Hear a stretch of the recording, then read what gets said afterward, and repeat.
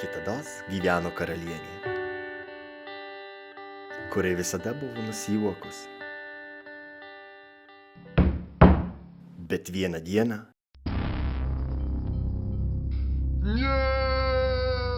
jie šypsotis nustojo. Rugsėjo 24 dieną Punsko lietuvių kultūros namuose Melpomenės rugelio laureatas Tomas Senda, šimtakojo laureatė Monika Valenčiūtė, 1993 metų dailiojo žodžio konkurso nugalėtoja Alesija Krauštytė bei rinktinė Punsko ir apylinkių orkestrų komanda vaidins naujausiojo Arnoldo Vaznelio pasakoje, pilnoje nepaprasto veiksmo, aistringų šokių, skambių dainų, magiškų personažų ir nepakartojamai absurdiško jumoro.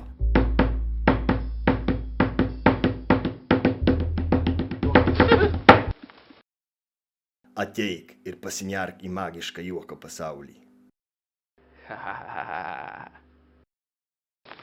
Šalein iš mano karalystės, šunie!